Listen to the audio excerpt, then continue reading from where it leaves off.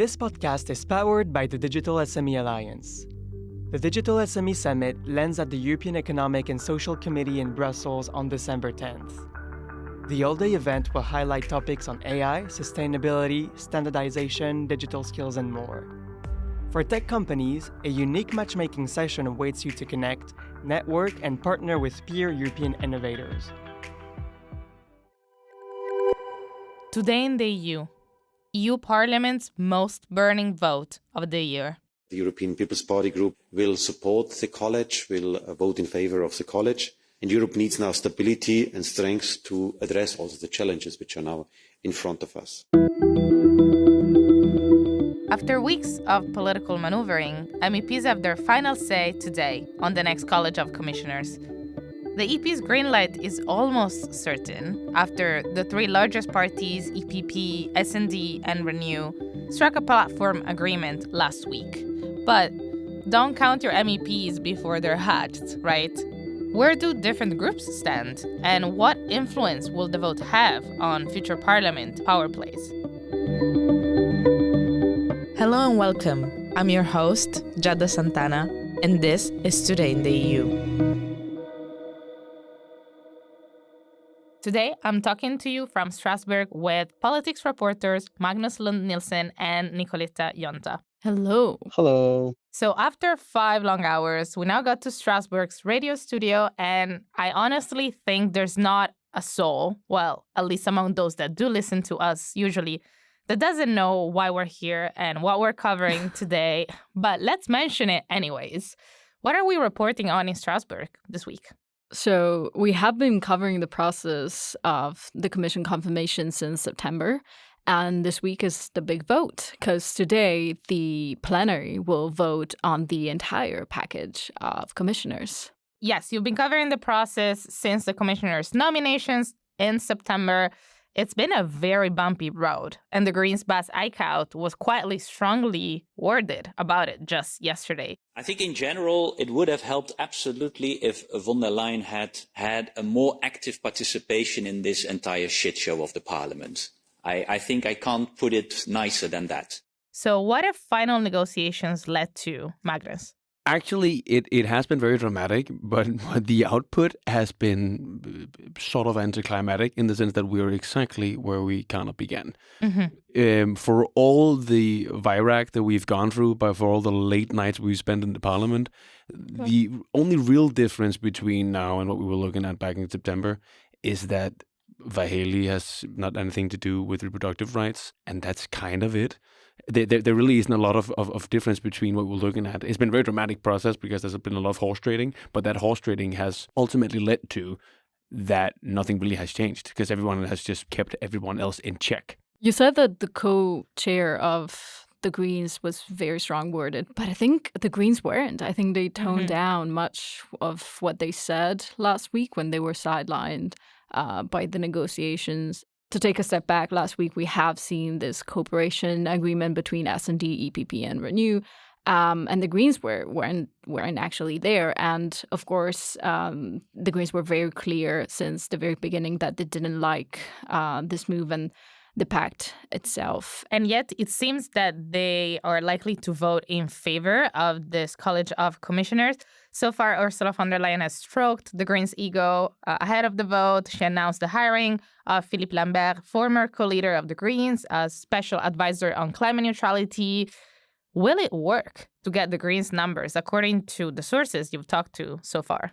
I don't think it was the appointment of Philippe Lambert itself. It was something that Brussels knew, and it was reported a couple of months ago. I think what really stood out for them, according to what the Greens co-leader Terry Renke said 2 days ago after the group vote that took place on Monday. She basically said that what was important for them was the statement that von der Leyen made alongside with the announcement of the appointment of Philippe Lambert, which was basically the fact that for her, the Greens are part of this pro-European majority and is the platform that she would like to work with. Magnus, what do you make of their move?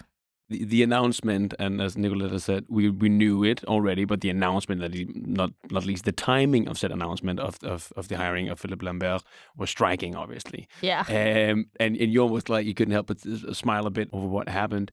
The fact that the Greens are so evenly split, I think, is telling of how torn they are, and also reflects on the parliament as a whole. I was just listening to a member of the ECR group, the conservative group, just to the right of the EPP, saying that they were kind of, disheartened by the fact that von der Leyen hadn't chosen to invest more in their direction. But that doesn't change the fact that this is still a more conservative, historically conservative, both parliament, but surely also a European Commission than we've ever had before. And I think what we've seen transpire over the past couple of months, with majorities going both to the left and to the right, we have a way more dynamic European Parliament on our hands than we've ever had before. And I think that's only going to continue. For the next 5 Well, years. dynamic is an interesting word, I think, in this scenario. There's definitely a lot of opportunism going on. For instance, we just saw that Weber mentioned ECR as an ally. Irache Garcia excluded it. It seems that the leaders of two of the biggest parties in the parliament are not sharing the same definition of what this new alliance will be. I mean, the S&D group made it very clear yesterday that they negotiated with Renew, they negotiated with EPP and the Greens, and those were the forces they intend to work with in the next 5 years. Of course, this is not shared specifically by Manfred Weber, which reiterated also yesterday that for him, he considers this expanded majority his majority. And this is a majority that extends from the Greens to the ECR groups, or some parts of the ECR group. As of course, he mentioned that, for example, the Polish piece is not part of this majority, but he called it his majority. So we can actually say that there is a new term in Brussels, which is the Manfred Weber majority, maybe, that can be shelved very close to the Ursula majority, to the Venezuela majority we have been talking about in the next month. And Magnus, since you've been talking to ECR MEPs, how do you think the vote will be split? So actually, it turns out, and we will see how it plans out. By the time of recording, they haven't really figured out exactly how they're going to vote. But what I hear is actually they're going to be more split than we expected. What I had expected going into this week was that they were largely going to be in favor. But the latest thing I've heard is that it's actually only going to be the Italians, which is, I should say, the biggest delegation of the ECR, voting in favor of the new commission. We'll see how it all pans out. But it turns out there's a lot of animosity towards the new commission. And it actually also comes down to the fact that Fico might actually not have played his hands that well in terms of getting the support of his own group, because he was very adamant in his hearing, saying that, well, he was not an ECR commissioner. He was Italy's commissioner, which doesn't play that well together with your party colleagues in the ECR, obviously, that he was there to get bacon to Italy, not to make deals on behalf of ECR. There seems to be quite a bit of animosity towards Fico in the ECR. How so? Because he might actually not have played his hands that well, because he during hearings he was kind of adamant that he was there to represent the European Union, and maybe he was not waving his party flag, the ECR flag, as much as he could have been, and that now maybe translates to his party colleagues in the ECR not really being keen to support a commission that he's part of. More right after the ad. This podcast is powered by the Digital SME Alliance. The Digital SME Summit lands at the European Economic and Social Committee in Brussels on December 10th. The all-day event will highlight topics on AI, sustainability, standardization, digital skills, and more. For tech companies, a unique matchmaking session awaits you to connect, network, and partner with peer European innovators. So I want to talk about S&D. At the last briefing before the vote, the leader of S&D, Garcia, highlighted that the most important goal at the moment is to get the commission running. Somos conscientes de que la elección del Colegio de Comisarios es un momento importante, pero que lo que va a ser más importante es poner en marcha todas las políticas que esta Comisión Europea tiene que trasladar. No matter what, it really seems. Is she giving us a lesson in pragmatism, and will this decision pay off? This is a very good question, and you should probably ask Garcia this question. Whether this is a decision that will pay off, I guess we will have to see. I think in some ways they agreed to proceed under these circumstances because, as also Irache mentioned, yesterday, in every single negotiation, there are parties that have the leverage to ask and to get what they want. And there are parties that actually don't. And I think that was the situation in which they found themselves and then in which she found herself. Also, yesterday, she was also questioned about her leadership role and whether it was called into question because of how she handled the negotiations. And I mean, they didn't have the strength to get what they wanted, and EPP it's significantly stronger in that. And to put it quite frankly, they can do whatever they want. We come down to that. Could they have played it differently, Magnus? My reading of this is that the S&D is kind of stuck in a different parliament. They're stuck in the 9th term. They're stuck in the parliament's 8th term, where they were buddies with the EPP. Like they largely trusted each other. Those were the two parties, together with Renew in the latest term, that was ruling the show.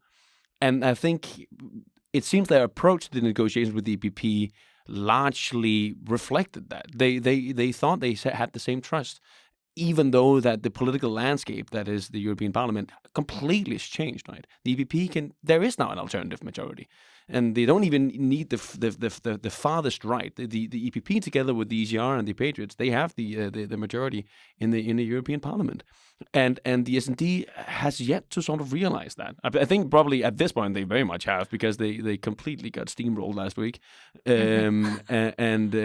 so they've probably come around to it.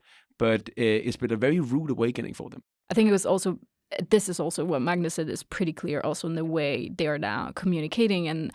And I mean, of course, she had to say yesterday that voting on the commission is not a blank check.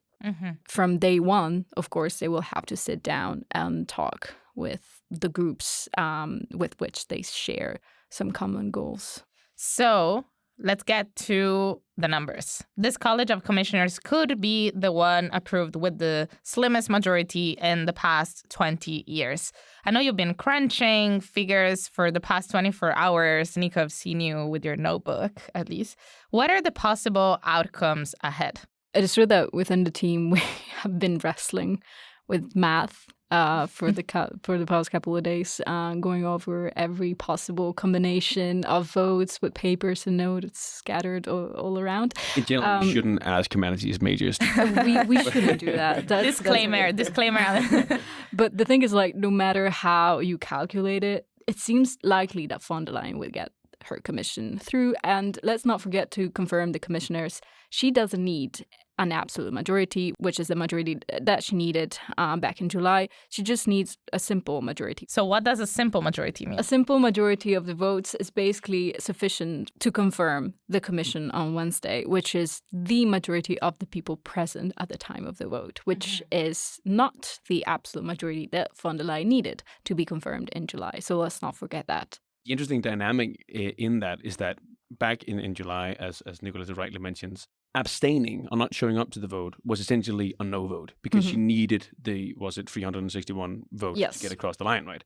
This time around, not showing up is essentially a yes vote, in the sense that just lowers the threshold for what a majority looks like, for what a simple majority looks like. What will be interesting to see is if she will get the same votes or even more votes than the ones that she got in July, which was she was basically confirmed with 401 votes. And as Magnus mentioned, the absolute majority is 361 votes, stands at 361, which is the absolute majority. And interestingly, Weber said yesterday that the July vote was a great example of stability and stability of the EU institutions. What do the figures that we have now and the predictions that we have now say about stability? I think it's pretty stable. Thank you for your input. No, but I mean, do you think that? Yeah, I think so. Yeah, I mean, it goes back to some of the things that we've been saying for a few months now, that the commission layout as presented by Ursula von der Leyen hit a pretty neat balance between the forces of power in the European Union, not only in the European Parliament, but also in the European Council. where the member states are represented. So yeah, that they're going to make it across the line, and then we finally have an EU executive, and then we'll get to work. I see this as if the lack of stability had been, well, we don't have the ability to produce political outcomes. I think we're very far from that. I think there's going to be a lot of resolutions produced with a lot of different majorities in the next 5 years. So yeah, I'd say it's pretty stable. It's not stable in the sense that it's the same 361 MEPs voting for all the same stuff all the time. But it's stable in the sense that there's going to be a lot of different majorities voting for a lot of stuff. A sort of dynamic stability then. I think what Magnus just said also connects with what ECR has been saying all along, and that they also reiterated after the vote on Wednesday, is for them, there is no such thing as a stable majority, but there are majorities based on content. And I think that is what we will see in the next 5 years. Thank you, Nico. Thank you, Magnus. Thank you, Giada. I'm Giada Santana, and this was Euractiv's Today in the EU podcast. Visit Euractiv to stay on top of the latest news, sign up for our newsletters, and if you haven't subscribed yet, you can find us on Spotify, Apple Podcasts, or your favorite streaming platform. Don't forget to leave us a star review. It will really help us spread the word about our work. This podcast was produced by Miriam Sainz de Tejada, Charles Cohen, and I.